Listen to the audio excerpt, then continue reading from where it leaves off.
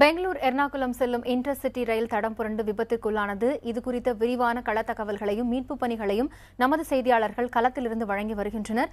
தற்போது நம்மோடு இணைப்பில் இருக்கும் நமது செய்தியாளர் சுப்பையாவிடம் நாம் தொடர்ந்து பேசலாம். சுப்பையா, இப்போ கிட்டத்தட்ட 4 மணி நேரமா இதற்கான மீட்பு பணிகள் நடைபெற்றுட்டு வந்ததா நீங்க சொல்லியிருக்கீங்க.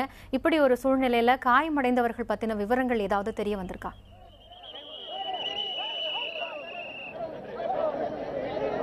அது காயத்ரி பார்த்தீங்கன்னா காயமடைந்தவர் 100க்கும் மேற்பட்ட காயமடைந்ததாக சொல்லப்படுகிறது. இது பெட்டியை தடமண்டத்தை பார்த்தாச்சுன்னா அது தடமண்ட பெட்டிகளே 7-8 பெட்டிகளுக்கு மேலே இருக்கு. குறிப்பாக அதிக பாதிப்புகளானது 2-3 பெட்டிகள் பாதிப்புகளாக இருக்கு. ஆக இந்த சூழலில் அந்த 2-3 பெட்டிகளில் தான் அதிக உயிரிழப்புகள் ஏற்பட்டதாக சொல்லப்படுகிறது. இதுவரைக்கும் அதிகாரப்பூர்வமாக 8 பேர் உயிரிழந்ததாக தெரிவித்திருக்காங்க. ஆனால் 15க்கும் மேற்பட்டவர் உயிரிழந்ததாக அந்த தகவல் வெளியாகிறது. ஆனால் அது இதுவரைக்கும் அதிகாரப்பூர்வமாக அது உறுதிப்படுத்தப்படவில்லை. 8 பேர் உயிரிழந்தது தெளிவாக அறிவித்துள்ளனர், அதிகாரப்பூர்வமாக அறிவிக்கப்பட்டுள்ளது. ஏற்கனவே பார்த்தீங்கன்னா இந்த பகுதி முழுவதுமே நான் ஏற்க குறிப்பிட்ட மீட்பு பணிகளுக்கு இங்குள்ள பொதுமக்கள் இடையூறாக இருக்கிறார் என்று அதனால காவல்துறையினர் அந்த பொதுமக்களை அப்புறப்படுத்தும் பணியில் தற்போது ஈடுபட்டு வருகிறார்கள். ஏனென்றால் இந்த பொதுமக்களுடைய கூட்டமாக குழுமி இருக்கின்ற காரணத்தினாலும் அவர்கள் தன்னுடைய கைபேசி மூலமாக இந்த காட்சிகள் எடுப்பதில் ஆர்வம் காட்டுவதாலும் அது மீட்பு பணிக்கு இடையூறாக அருகே இருந்து கொண்டு இடையூறாக இடித்துக் கொண்டு இருக்கிறார்கள். ஆக இந்த மீட்பு பணி செய்வதில் ஒரு சிரமம் இருக்கிறது.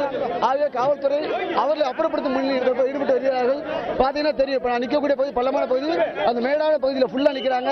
இந்த பள்ளத்துக்குள்ளே இருக்கிறாங்க. இதுக்கு ரொம்ப சிரமமாக இருக்கு, மீட்பு பணிகளுக்கு சிரமமாக இருக்கு.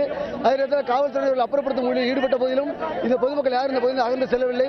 இதுக்கிடையே பார்த்தீங்கன்னா இந்த அதிக பாதிப்புகளான 2 பெட்டிகள் தான். இது 9க்கும் மேற்பட்ட பெட்டிகள் தடம் புரண்டுள்ளது. ஒரு சில பெட்டிகள் அதிக அளவில் சாய்ந்த நிலையில் உள்ளன. ஒரு சில பெட்டிகள் பார்த்தீங்கன்னா சில பெட்டிகள் ஓரளவுக்கு நார்மலான நிலையில் சாய்ந்திருக்கு. ஆனால் அதில் உள்ள எல்லாருமே இந்த ரயில் விபத்தில் காயமடைந்தவங்க பெரும் பீதிக்கு உள்ளாயிருக்காங்க.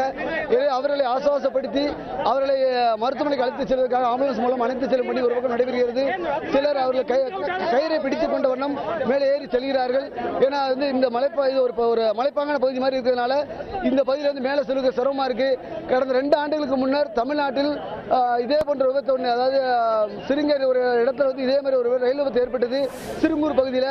அந்த ரயில் விபத்தை போன்று அதை விட இது அதிகமான அளவுக்கு இது தடமுடலில் காணப்படுவதனால இது மற்ற இதுவரை நடைபெற்ற ரயில் விபத்துகளை விட இந்த ரயில் விபத்தானது ஒரு மலைப்பகுதிக்குள்ளே சிக்கியிருக்க காரணத்தினால இது முழுமையான ஒரு இதுக்கு மீட்பு பணியில் ஈடுபட முடியாத ஒரு நிலை காணப்படுகிறது.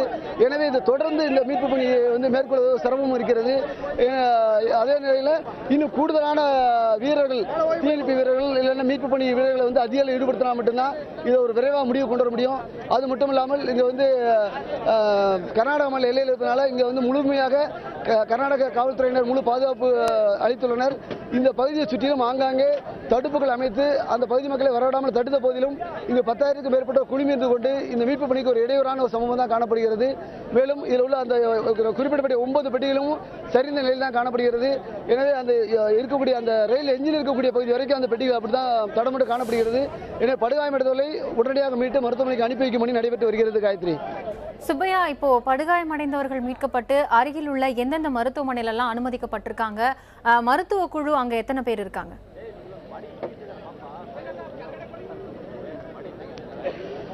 காயத்ரி பார்த்தீங்கன்னா ஏற்கனவே படுகாயமடைந்தவர்கள் இங்கே அருகில் பெங்களூருக்கு அனுப்பி வைக்கிறாங்க. பெங்களூருக்கு அனுப்பி வைக்கிறது அது மட்டும் இல்லாமல் ஓசூருக்கும் சில அனுப்பி வைக்கப்பட்டிருக்காங்க. ஏன்னா இங்கிருந்து போகக்கூடியது ரொம்ப அருகில் இருக்கிற ஓசூர் தான்.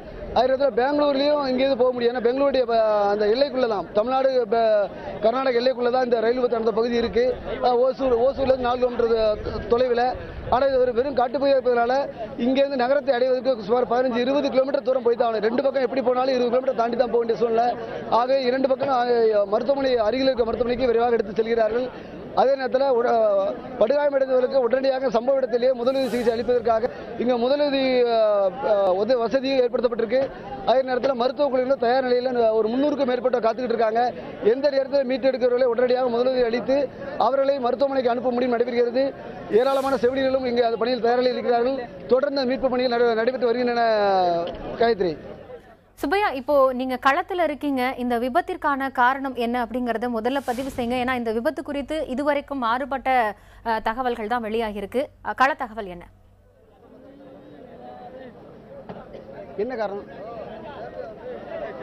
அதாவது விபத்துக்கான காரணம் பார்த்தீங்கன்னா இந்த காலை ஒரு 7:40 மணிக்கு வந்து கொண்டிருக்கின்ற சமயத்தில் ஒரு ரயில் பெட்டியில் ஒரு தீப்பொறி கிளம்பியதாகவும் அதன் காரணமாக அதில் விபத்து ஏற்பட்டிருக்கலாம் என்று சொல்லப்படுகிறது. ஆனால் தற்போது அதுக்கான விசாரணை நடைபெற்று வருவதால் இதுக்கான காரணம் தெரியவில்லை. அதிகாரிகள் தரப்பில் இதுக்கான முழுமையான காரணத்தை இது அறிவிக்கவில்லை. இன்னும் சிறிது நேரத்தில் அதுக்கான காரணம் என்ன என்பதை தெரிவித்து உங்களுக்கு தகவல் சொல்கிறேன் காயத்ரி. நிச்சயமாக சுப்பையா, இன்னும் மீட்பு பணிகள் உங்களுக்கு தொடர்ந்து நான் பேசுறது கேக்குதா?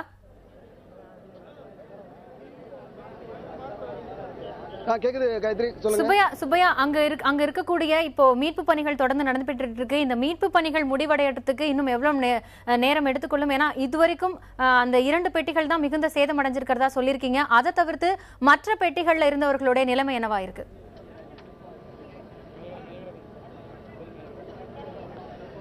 அது காயத்ரி பார்த்தீங்கன்னா 2 பெட்டிகளும் முழு அளவில் சேதமடைந்ததாக சொல்லியிருந்தேன். ஏன்னா 2 ஒன்றோடு கொண்டு உரசி மோதியில் வந்து ஒரு பெட்டி இடிச்சு உள்ளே உருக்குலைந்த நிலையில் 2 பெட்டிகளும் சிக்கி உருக்குலைந்த நிலையில் காணப்படுகிறது.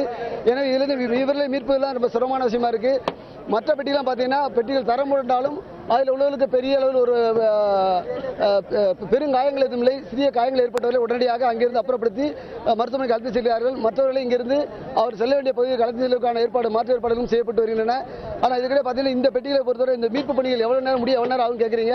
இந்த மீட்பு பணியை முடிவதற்கு இன்னும் 2-3 நேரங்கள் மேலே ஆகும். ஏனென்றால் இந்த பெட்டிகளை ஒன்றோடு ஒன்று சிக்கி, அதாவது ஒன்று கொண்டு மோதி விபத்துக்குள்ளான இந்த பெட்டிகளை தனித்தனியாக அப்புறப்படுத்தினால் மட்டுமே இங்கிருந்து தடம் போன்ற ரயிலை சரி செய்ய முடியும்.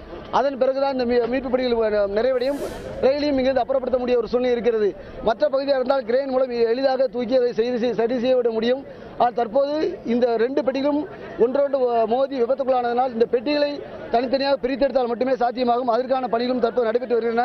அது அறுத்திருக்கும் பணியும் தற்போது நடைபெற்று வருகிறது. அந்த காட்சி கூட இங்கே பார்க்கலாம். ஆனால் இந்த பணி முடிவதற்கு இன்னும் ஏறத்தாழ 1 மணி நேரம் ஆகும். இதன் பிறகு இந்த மீட்பு பணிகளை முடிவடைந்து நிறைவடைவதற்கு 2 மணி நேரத்துக்கு மேலே ஆகும். ஆக இந்த 2-3 நேரத்துக்கு மேலே இந்த மீட்பு பணிகள் நிறைவடைவதற்கு 2-3 நேரத்துக்கு மேலே ஆகும் எதிர்பார்க்கப்படுகிறது காயத்ரி.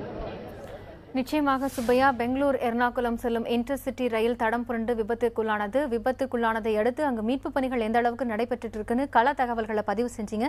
உங்களுடைய தகவல்களுக்கு நன்றி.